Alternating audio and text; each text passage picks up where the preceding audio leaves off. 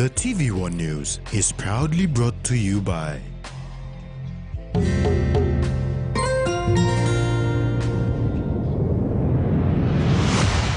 BSP, our bank, our people.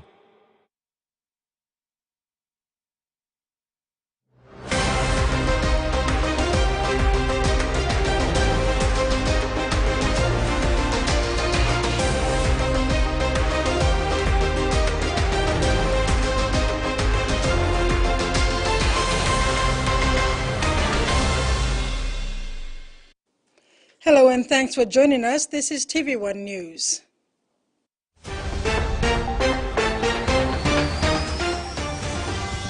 In this edition, Nakanai DDA pushes on amidst challenges, Selmoni commits to NFIS 3, and Lay Tigers tear down.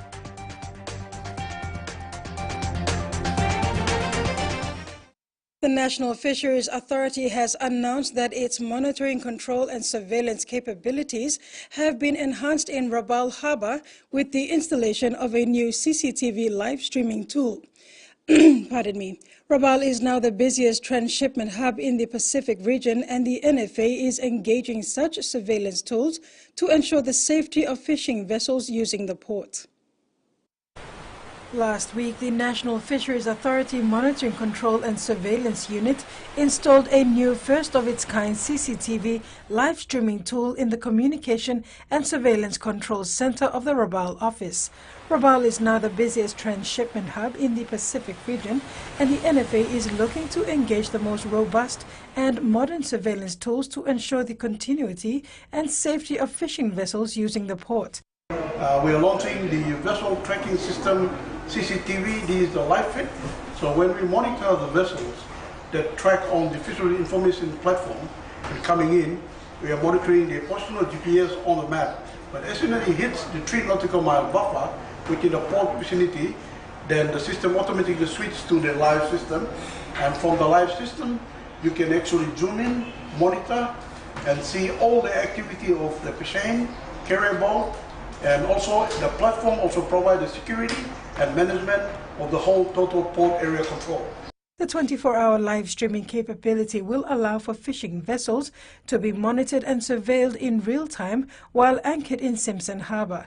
The CCTV tool will be an add-on resource to the already robust vessel monitoring and surveillance infrastructure in use by the NFA, and will add yet another shield of surveillance and security for vessels making use of the port. Using the NFA Satellite Fisheries Information Management Systems, or IFIMS, the vessel monitoring system tracks fishing vessels while out at sea. Traditionally, this was the limit of the tracking capabilities of the MCS. However, with this new CCTV infrastructure, the cameras will automatically activate and focus up to a 10-kilometer radius on the incoming vessel once the ships reach the mouth of the harbour, and a live stream view of the vessel will be enabled and accessible remotely from anywhere in the world. The NFA has also stated that it will allow other port authorities to utilize this tool for the independent monitoring and recording requirements. In line with the overarching digitization agenda of the National Fisheries Authority's senior management, this CCTV resource is one of a number of moves the NFA is undertaking to ensure that all digital tools being utilized by the authority are state-of-the-art and of world-class standard. This project in Rabaul Port is the first pilot CCTV streaming project, with the NFA planning to roll out the same streaming infrastructure in all ports of Papua New Guinea.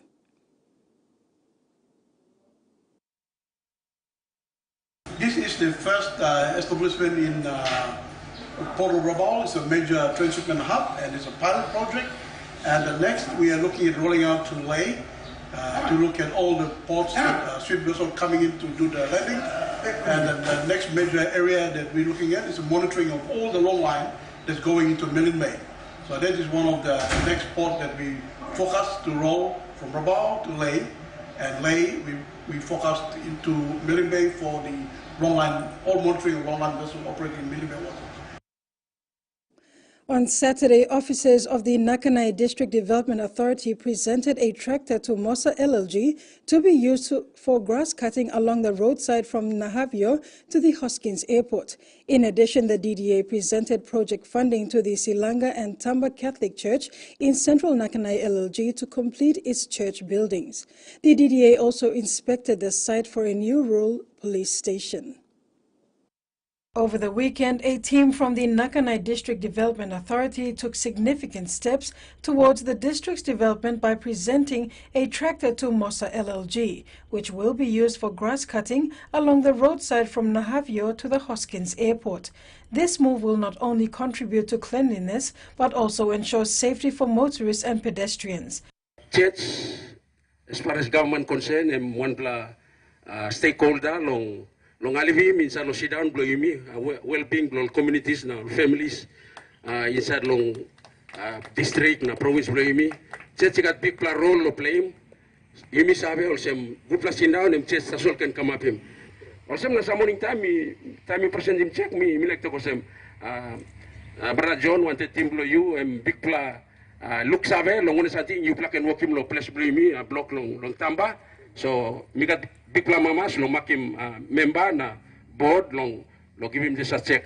The DDA presented a check of 50,000 kina to the Silanga Catholic Church in central Nakanai LLG to complete its church building.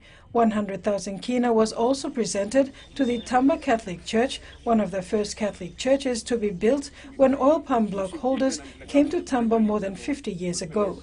The building got 53 years belong and rust 9.8 building. So it got all Bagrab inside the church. Big plug come up 2010, been destroying, broken all cement, kapai rust, all ceiling come out, go down. So big plug Bagrab the church building. So me asking funding the previous government, but no got looks away. So lo talk must talk thank you long. Display member blame me friends manager log in 100,000 lo work maintenance lo display also too. Previously, work on the building of the church had halted following the death of the community leader who was spearheading the project. The Nakanai DDA has stepped in to support the project and work will now resume. This is a significant step in supporting the community's religious needs and ensuring that the building is completed for their use. Meanwhile, the DDA also inspected the site for a new rural police station.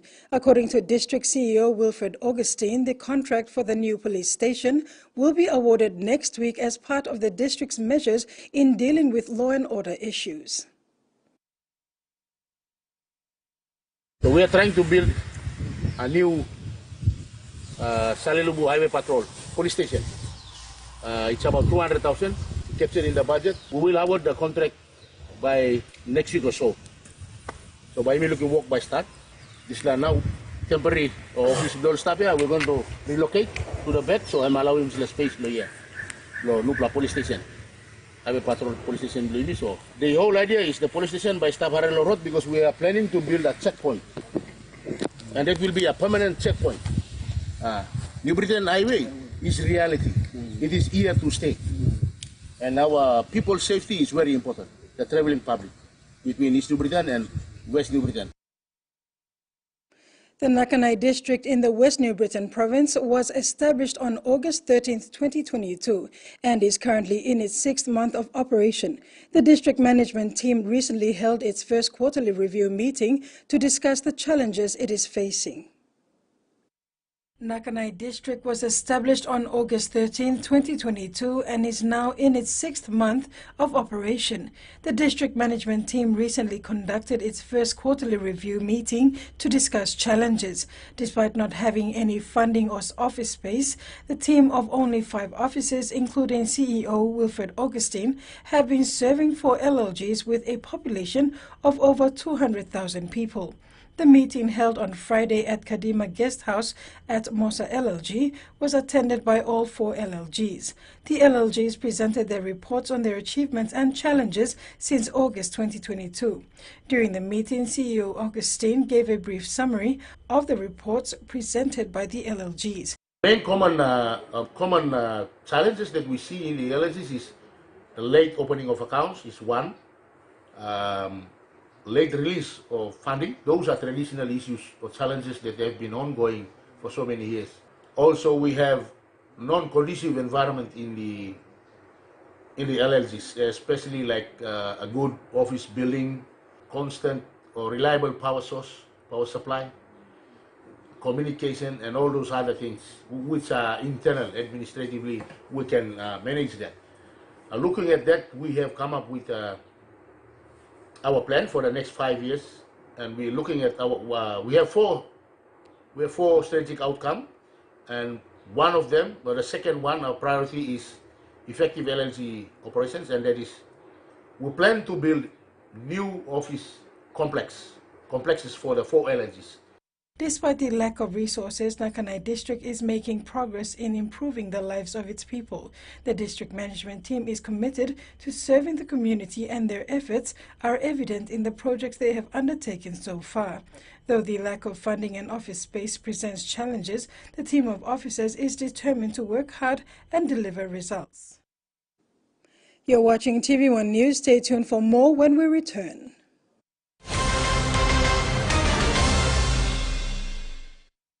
We're playing sport, exercising for fitness, being active for work or play, just having some fun, or just chilling, there is one name we can count on that we know will keep us going strong. Skell Rice. Healthy, nutritious, delicious medium grain rice full of vitamins and minerals. Skell helps us maintain a healthy, active lifestyle so we can enjoy every day. Skell Rice. Skell Rice.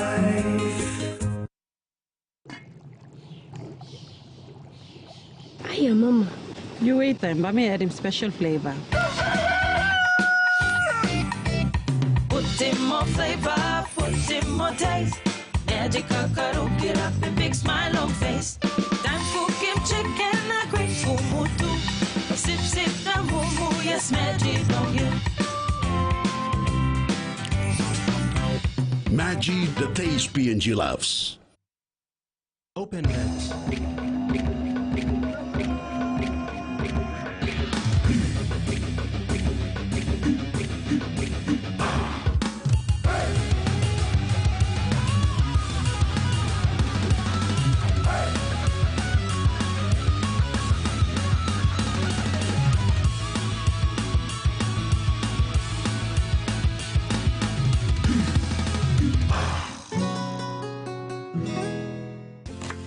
Favorite meal for the day does feel good.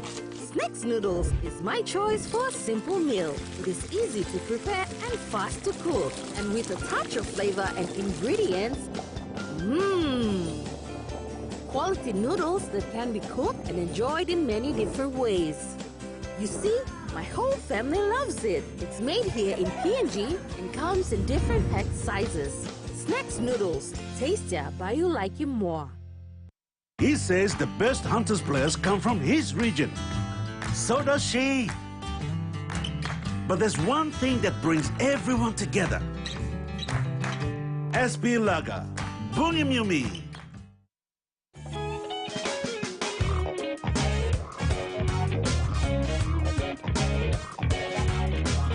Welcome to the John's Family Podcast, people.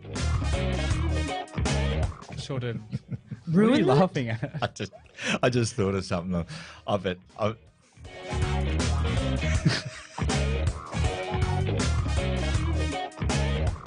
I don't feel like dancing.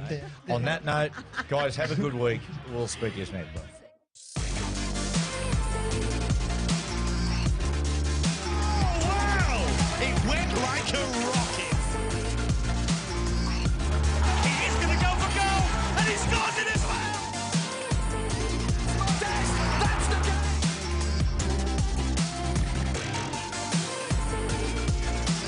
Deadly.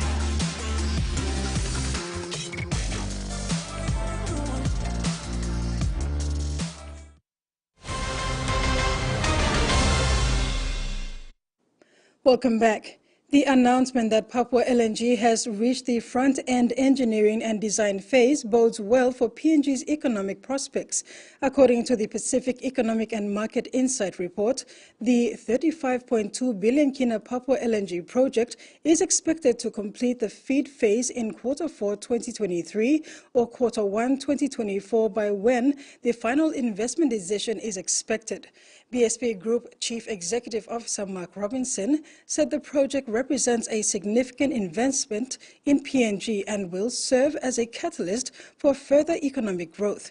Robinson said FID triggers a construction phase that is expected to last for and during this time PNG will see resource-adjacent sectors benefiting, as local service providers are contracted to support the construction phase. BSP stands ready to support the next economic growth phase in PNG. One of the country's main superannuation funds has declared a net profit of 144 million kina for 2022. This represents a significant drop in returns for Number One Super Limited, given that in 2021 it declared a net profit of 526 million kina and credited members' accounts with a 6.5% increase as opposed to 2020's 1.6%. Despite these results, NSL CEO Paul Seyer says member funds remain safe and are available to members. Number One Super Limited's Chief Executive Officer Paul Seyer at the announcement of the Super Fund's 2022 financial results acknowledged the challenges faced by the fund in 2022 on several fronts. Seyer says despite this, the fund worked hard to mitigate the adverse effects that global and local economic conditions brought on by factors outside NSL's control. NSL employs a balanced investment portfolio, where they invest 18% of the fund's investments offshore, while 82% of investments remain within the country in local investments. This is certainly done to de-risk the fund, so when the global or local markets perform poorly, they balance things out. In 2022, however, NSL experienced challenges on both fronts, and more so than other similar organisations, as we have nearly doubled the amount in international as a percent of our assets than some of the other funds. While NSL profits are lower in 2022, the fund has managed to recoup 53 million in returns from unrealised valuation gains on shares listed on the PNG stock exchange, as well as our unlisted equities. NSL gains from good valuation made by the SP Brewery, OPH, Komol Hotels and Paradise Foods were largely offset by unrealized valuation losses from other investments such as Rainview and Moki Industries. We are a long-term investor. We are confident that the valuations of these two investments will improve. These investments were commenced during a period of time of COVID. One of those investments has effectively been only operating for 6 months. So it's early days, and yet we're asked to value that particular investment. So we expect to see these come back over the long term. NSL's focus in 2022 was on overcoming adversity. The results for 2022 may be discouraging.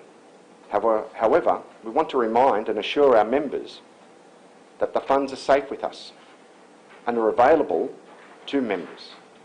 We're a long-term savings, and we continue to grow and make those funds available for members when they are ready to retire and exit the fund. Mary Silla Kelleton, TVWAN News. Furthermore, CEO Seyer says Number One Super had to adapt and change its tactics to manage the effects of rising inflation. The fund also experienced the impacts of supply chain disruptions and increased energy costs, as well as a number of local challenges that have directly impacted the returns from their investments. We're able to take advantage of to offset these challenges. However, we're unable to take action due to the lack of foreign exchange, which is unfortunately beyond our control. When things are lower overseas, maybe now's a good time to invest, to buy low, to get that rise when the markets come back up. Unfortunately, we don't have access to foreign exchange. Digital Financial Services ceremony witnessed the launch of the third National Financial Inclusion Strategy by the Center for Excellence in Financial Inclusion in collaboration with the Central Bank and the Department of Treasury.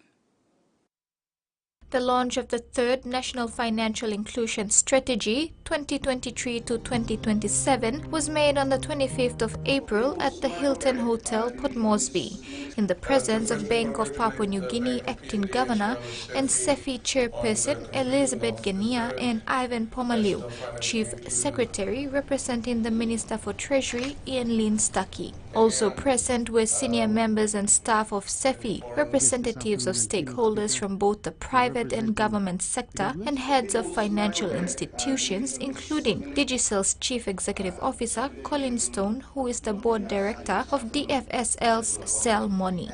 SEFI's financial inclusion advisor, Salia Ranasinghe, presented a snapshot of the strategy at the launch. We have the vision that all Papua New Guineans are financially competent and have access to wide range of financial services, wide range of affordable financial services that address their needs and are provided in a responsible and sustainable manner. So we are talking of very important aspects in our vision where we talk of access.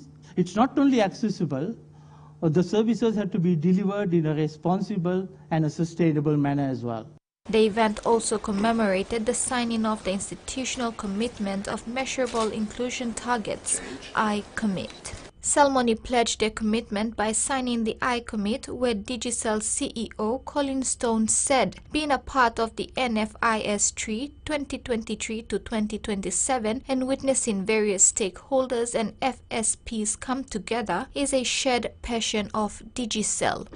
Stone further added that Digicel is about connecting the unconnected, and Cell Money enables customers the accessibility and convenience to financial services provided from their mobile devices wherever they are in PNG. People's expectations are about interconnectivity, and Cell Money fits right into that with the NFIS Tree 2023 to 2027, addressing digital transformation and digital financial services for our people. Mary Stella Kelleton, TV1 News. Another weather forecast for the next 24 hours.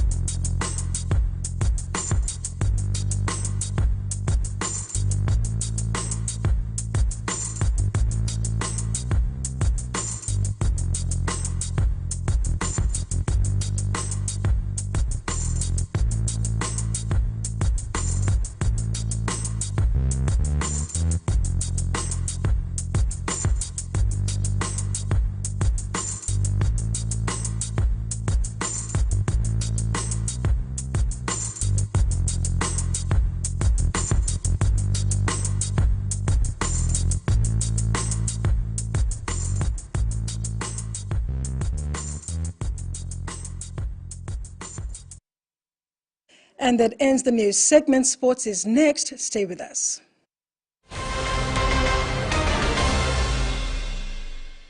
All One Talks adds some excitement to your festivities with the Flame Easter Bonanza. Win a slice of a whopping 300,000 kina by purchasing the Flame Family Bundle Pack, which includes rice, sugar, flour and vegetable oil, all in one go. Highlight these goodies on your receipt and scribble your full name and contact details on the back and pop it in the entry box in selected stores across PNG. 4 fortnightly draws, 100 winners, 3,000 kina each. You don't want to miss out. This promotion ends on the 31st of May. Flame, strength and energy. Terms and conditions apply.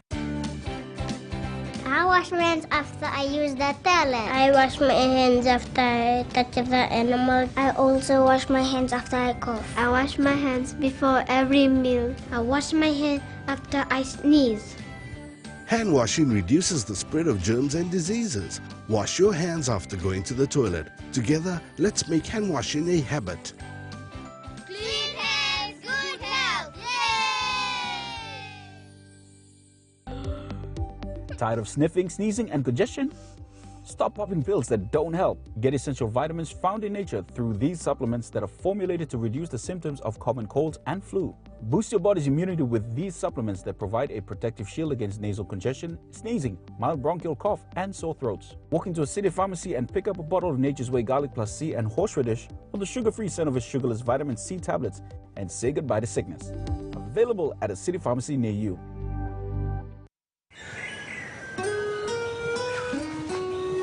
From the rich soils of the highlands, the finest coffee has been grown by generations of Papua New Guineans. Expertly blended and roasted with over 80 years of experience, making the finest cup of Nescafe New Guinea blend. PNG's own coffee.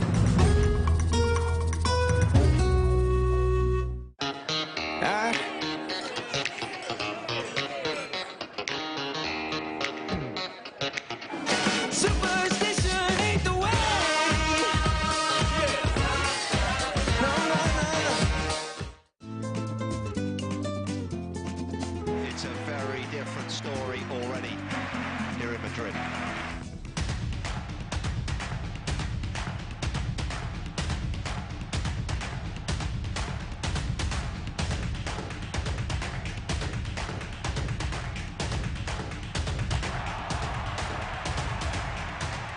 Can't get away with a shot like that.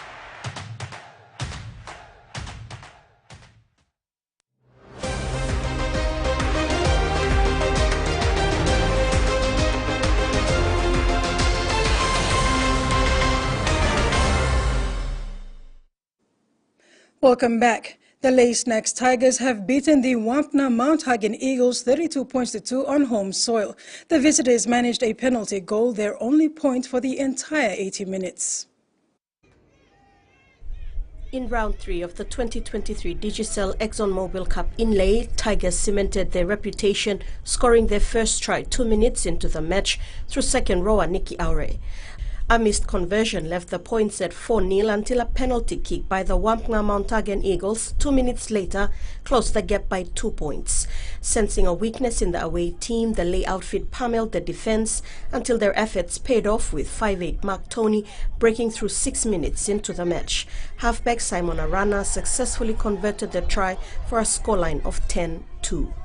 27 minutes into the first game of round 3 and left wing Joshua Lau accelerated through a gap within the defense, earning his team 4 more points. With Arana's kick unable to find the posts, the scores were 14-2 until Sunny Wabo sprinted for a converted try, giving the Tigers 20 points. A few seconds before halftime and the home team registered another converted try, ending the first half 26-2 in favor of the home side. Second half was no better for the visitors as they struggled against the Tigers' hard hits. Both teams struggled to gain the upper hand until 31 minutes into second half, and Tigers' Douglas David maneuvered past Hagen defenders for their first and only try in the second half. The try was converted for a 30-point lead. The scores were 32-2 in favor of Tigers when the final hooter went off. Meantime, the PRK Mendi Muruks match against the Egmark Rabaul Gurriers has been postponed to Monday, 1st May at 3 p.m. at the Lay Rugby League Oval. It is understood the Gurriers did not make their flight to Lay today. In Wabeg, Engamioks humbled the EMK Sipik Pride 32 points to 6, while Gulf Iso drew 14 all with Bintago Goroka Lahanis at the National Sports Institute in Goroka.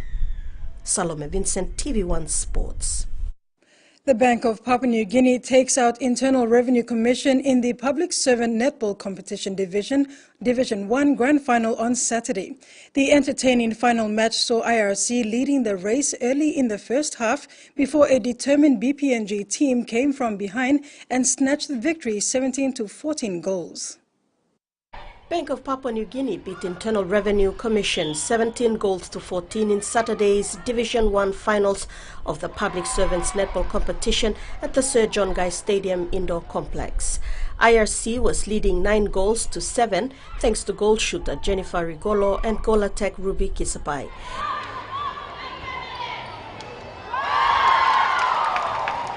In counter-attack, BPNG's Margaret Tuau and Togia Kopa returned the goals to wrap up the first half. The teams returned for a fiery contest.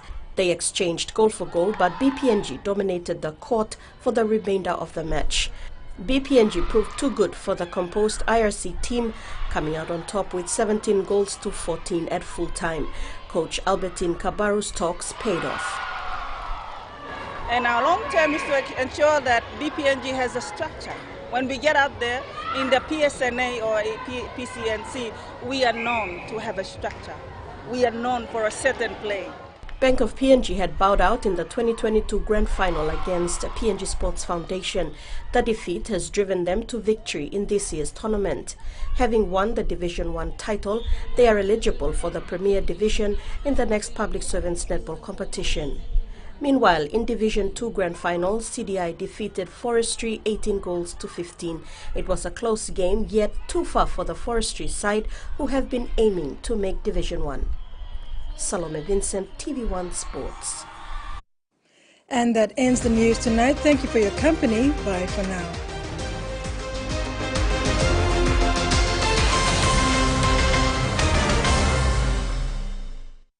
The TVWAN News was proudly brought to you by